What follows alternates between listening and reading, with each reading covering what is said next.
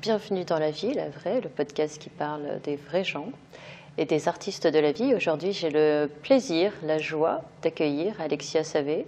Bonjour Alexia. Bonjour Vanessa. Comment vas-tu depuis tout ce temps? Ça fait un petit moment qu'on ne s'était pas vu. Apaisée, sereine et c'est vrai que c'est très intéressant de voir comme quand on rencontre des personnes et qu'il y a du temps qui s'écoule, c'est le meilleur moyen je trouve pour constater l'évolution, pour constater le chemin qu'on a parcouru et c'est vrai que c'est toujours agréable en fait de faire un petit bond dans le passé et de se dire ah tiens comment j'étais à cette période-là et c'est vrai que quand on s'était rencontrés ma vie était quelque peu tumultueuse et c'est pour ça que le mot qui me vient quand tu me demandes comment ça va, c'est apaisé. Ça se ressent en tout cas. Donc, on va revenir justement sur ton parcours. Donc, puisque c'était quand d'ailleurs? C'était il y a 2 ans, je crois déjà. On avait passé le 25 décembre ensemble. Oui, on aussi. est allés manger toutes les deux pour le déjeuner et tu m'avais invitée pour Noël. Et oui, c'est pour ça que c'était oui. Notre rencontre avait été... ça m'avait particulièrement marquée parce que tu étais venue dans ma vie à un moment où j'étais très seule, où je me sentais très désemparée et isolée. Et c'est vrai que tu étais apparue comme mon petit cadeau de Noël en me proposant d'aller déjeuner ensemble. C'était un beau moment, ouais. Ouais. Mais du coup, on s'était rencontrés avant puisque c'était le lancement de l'association Les Brindilles. On s'était rencontrés chez Facebook. Oui, c'était quelques mois auparavant. Ouais. 26 novembre. 26 novembre, d'accord. Donc 2017. 2017, voilà, le lancement. Les dates reviennent. Ouais. C'est ça passe. Donc lancement, oui, chez Facebook de ton association, Les Brindilles.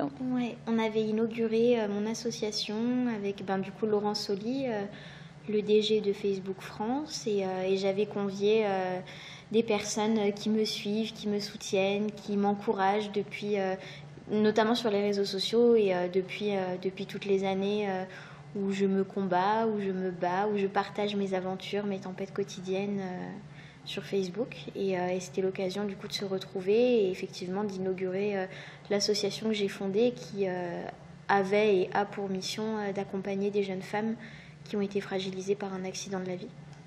Les brindilles émotionnelles. Les brindilles émotionnelles qui ont été cabossées mais pour qui ça ne se voit pas toujours. C'est ça. Moi, c'est ça qui m'avait touchée, oui. Et aujourd'hui, l'association porte toujours ce nom ou...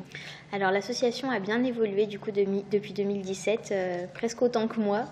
Ouais. L'association ne s'appelle plus Les Brindilles, l'association s'appelle Keys, comme les clés, puisque initialement, pour comprendre l'association, en fait, la jeunesse de l'association puise son histoire dans la mienne, puisqu'en fait, donc, quand j'avais 12 ans, j'ai souffert d'anorexie.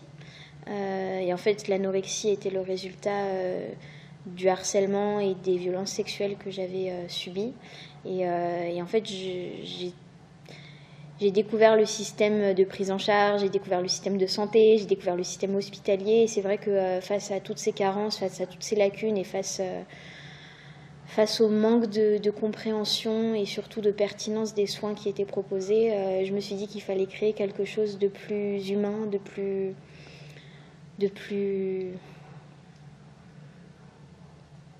humain. Juste de plus humain, de plus être considéré comme des patients X, de plus être étiqueté anorexique, dépressive, harcelé, violé, etc. Et du coup, c'était ça initialement ce que j'ai voulu faire avec cette association. Et effectivement, j'ai changé le nom, Les Brindilles, pour Keys, parce que je me suis rendu compte que les brindilles, c'était très enfermant, c'était très connoté anorexie, alors qu'en fait, les personnes que j'accompagnais et les personnes qui me suivaient étaient davantage des personnes qui avaient été fragilisées par un accident de la vie, et que cet accident soit visible sur leur corps ou qu'il ne le soit pas. Moi, je disais souvent qu'à la limite, j'avais de la chance parce que le fait d'être très très maigre, à l'époque, je pesais 28 kilos, ça me permettait entre guillemets, d'afficher ma souffrance sans avoir besoin de l'expliciter. Du coup, les gens étaient peut-être plus attentifs, peut-être plus précautionneux avec moi, alors qu'il y a plein de personnes qui souffrent et pour qui ça ne se voit pas physiquement. Oui. Et c'est ces personnes aujourd'hui que j'aide et que j'aide, c'est un bien grand mot, mais en tout cas que j'essaye de soutenir. Et du coup, l'association s'appelle Keys parce que les actions que je mets en place, sur lesquelles on aura l'occasion de revenir, leur donnent des clés pour retrouver confiance en elles, mais sur le plan global et holistique. C'est-à-dire qu'aujourd'hui, moi, pendant toutes les années où on m'a suivie, où on m'a accompagnée, on s'attaquait seulement à l'aspect physique. Donc comment est-ce qu'on fait en sorte de me faire grossir, en fait, de faire en sorte que physiquement je ne dérange plus. Que ça aille mieux, ouais, voilà. Ouais, que je me normalise à travers mon apparence physique. Et moi, ce que j'ai souvent revendiqué, c'est que la partie physique, c'était la partie immergée de l'iceberg, mais que finalement, je souffrais davantage de ne pas avoir confiance en moi, de souffrir du syndrome de l'imposteur, de me dévaloriser, d'avoir une mauvaise image corporelle, etc., qui sont finalement des choses dont souffrent tout un tas de personnes qui ne sont pas nécessairement anorexiques. Et c'est vrai que les médecins se focalisaient exclusivement sur comment il faut remanger, comment il faut regrossir, comment il faut peser plus lourd, alors que moi j'avais juste besoin de m'apaiser à l'intérieur et de retrouver confiance en moi et de retrouver confiance en la vie. Ouais. Et tu avais partagé justement ton histoire et tu avais dit que c'était en te tournant aussi vers les autres. Il y a cet aspect communauté, finalement, tu fédères, tu crées une communauté, enfin, tout le monde se soutient. Ouais, je trouve que c'est hyper important. La démarche que j'ai eue, ça a été justement de revendiquer que toutes les maladies mentales qui découlent justement de ces traumatismes que sont le harcèlement, qu'est le viol, etc., c'est des maladies qui sont très nombrilistes en fait.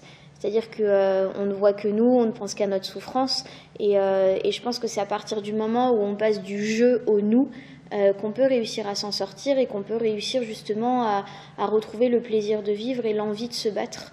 Moi justement ça a été en créant une communauté digitale sur les réseaux sociaux, avec mon blog, avec Facebook, avec Instagram, que je me suis dit qu'il fallait que je m'en sorte, non pas juste pour moi, non pas juste pour mon nombril, non pas juste pour mon apparence physique, mais parce qu'il y avait d'autres personnes qui pouvaient avoir besoin de puiser leur inspiration en mon parcours, en mon combat, en mes victoires. Bien sûr. Donc maintenant, donc tu avais lancé ce concept, tu organises des parcours d'éclosion. Donc tu me disais qu'aujourd'hui vous êtes dans plusieurs villes de France. Pour accompagner ces jeunes femmes, du coup j'ai effectivement créé un concept qui s'appelle les parcours d'éclosion. Donc le concept tout simplement c'est que sur une journée, un petit peu à la manière d'un café gourmand, il y a plusieurs ateliers qui sont animés par des experts.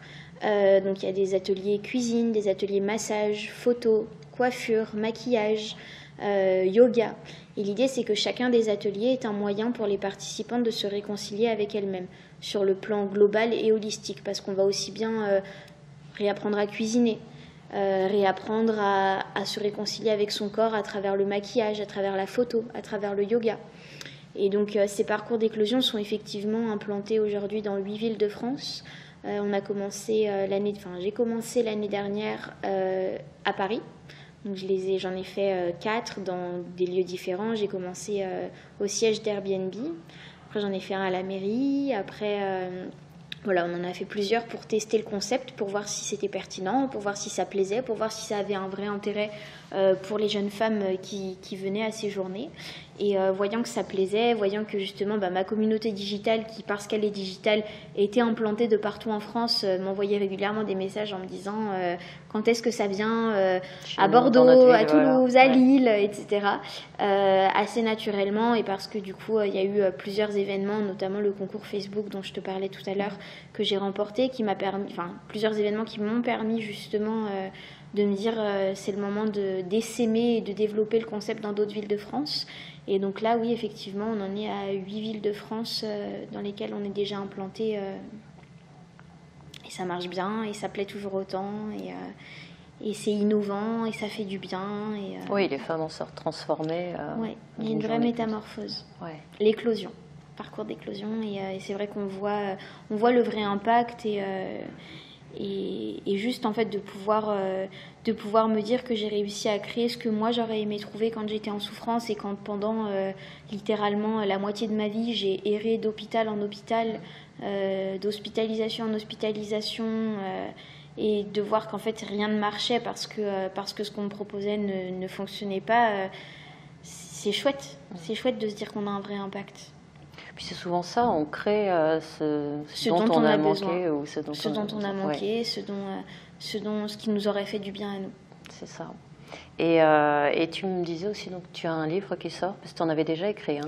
Alors ouais, mon 3e livre sort le 3 juin prochain, donc aux éditions Marabout. Pareil, ce livre, je pense que c'est celui que j'aurais aimé lire quand moi-même j'étais un peu perdue dans ma vie. Je l'ai d'ailleurs dédicacé à ma petite sœur qui s'appelle Violette. Et la dédicace, c'est à Violette, ma petite sœur en pleine éclosion. Je pense que ce livre s'adresse aussi bien à des femmes en devenir qu'aux jeunes filles d'hier, donc à celles qui doivent se construire et aux autres qui doivent se réinventer. C'est un bouquin qui est à mi-chemin entre du développement personnel et un récit initiatique. Et il y a plein de... Enfin voilà, c'est tous les conseils que j'aurais aimé avoir, mais de manière romancée et incarnée par une héroïne. D'accord. Voilà. Excellent, donc il sort le 3 juin. Il sort le 3 juin et il est préfacé par Raphaël Giordano. Ok, bah écoute, merci beaucoup Alexia. Merci beaucoup Vanessa, à bientôt.